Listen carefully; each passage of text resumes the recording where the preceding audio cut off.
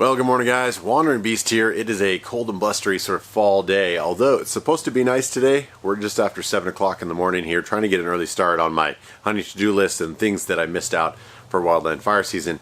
And one of the big ones, as the title says, is a fuel leak on my 7.3 Powerstroke. So I realize this video isn't going to be for everyone. Hopefully the weather turns a little bit nicer and we can get some work done. But because the Powerstroke in a van body is totally different than a pickup, to get to the fuel bowl and your fuel filter on a pickup, you pop the hood and it's right there in the middle. With the van body, you've got to move some stuff, and there isn't a lot of information on it. When you YouTube it, you know, there's tons of videos about, you know, changing everything out and rebuilding everything, but not specifically about a van. And so although this won't be a how-to video, I'll show you what I had to do to get this done, and just kind of take you along the journey, you know, as I try to fix this. Now, I did buy one of those little wiggle cameras, inspection cameras if you will. Used to be hundreds of dollars, even Harbor Freight is like 80 bucks, but I've been very impressed by the little, like, I think it's $20 or $30 Wi-Fi version that comes right to your phone. You can see the image, decent camera image as well, to try to find out where this leak was coming from. I expect that thing will come in handy a bunch of times. In fact, I'll probably put a link down below. It's an Amazon link, of course. Everyone has a link for something. But I was pretty impressed with it. The only issue with it is that the head of that camera is so small, everything looks enormous. And so when I turned on the key to get the fuel pressure built again and started spraying again, it literally looks like, well, I'll put it in a quick shot here, looks like, you know, it's raining right at the camera, and you can't quite figure out where it was coming from. But I'm hoping it's just right around that fuel bowl. Now, the 7.3s are notorious to leak through the fuel drain O-rings, and then again through XDP products. I've been very impressed with all their stuff, so anytime I'm looking for anything with the bus, I always go to them, look through their website, and I see they do have the Alliant O-ring kit, which is a very good little tight package. That's what she said. But I'll show you a quick clip of what it comes with. It's all the O-rings, so you can rebuild the fuel bowl itself, as well as the O-rings for your flared fittings. There are 4 fuel lines that come in and out of this thing, as well as 2 bolts that are mounting it to your oil reservoir for the high pressure oil pump that makes your engine run. And so it's not easy to get to all that stuff, especially when you got giant man hands. But we got it done.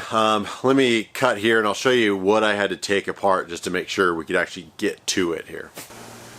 Alright guys, give you an idea of what we're looking at here. So in order to get in there, we took the snorkel airbox piece off. I did take out the alternator that we just put in the other day, and as well as moved the bracket and a lot of the electronic. You can see the harnesses and things are all pushed aside, and that was enough to kind of get it in there. You can see the drain tube back there. That was probably the hardest thing to get off. There's no real clamps, and it just didn't want to get off. All of these fittings that are on the end of the flares for your fuel lines were kind of a pain to get off, and there's just not a lot of wiggle room in there. There's 2 down here as well as over there. So for you van guys, if you're wondering how to get in here, you effectively take your air filter box off. I did take the snorkel, like I said, and the alternator in order to get in here. Alright, so with all that stuff out of the way, with the 2 bolts in the front and the 4 lines taken off, it's pretty easy after that. I don't think I have any issues with the heater, the fuel heater, which is also kind of a known issue. But while I'm in here, I'm going to change whatever I can because it's such a pain to get in here. This little guy here at the end, I'll maybe put it in a close-up shot here. But this is your fuel drain. And I don't know what the purpose of that is, because this connects to a soft line that's about this long to a hard line that just runs to the ground, but it doesn't run it in a good way all the way to the ground. It just goes everywhere. Because I tried to drain this before I pulled this out, and it seemed to just dump everywhere off the ground. So not sure what the actual real intention of that is. But when this is open, it drains. When it closes, then it holds the fuel. Somewhere in here, my guess was it's leaking with the pressure that's built in this cap. That's my hope. The fuel pressure over here, like I said, all the O-rings are pretty easy to swap out. Even if you don't think it's leaking, while you're in there, replace them all. Use every single O-ring that kit gives you. The Alliant kit is pretty complete, as I mentioned. And I will show some quick shots here of the O-rings I pulled off of the flared fittings. Even though I even double checked, none of those were leaking. They look horrible. Again, this vehicle has, you know, about 500,000 miles. 500,000 is where we're at, just shy of. So it's time to get this stuff replaced. So right now I'm going to get everything kind of buttoned back up, and fingers crossed everything works well.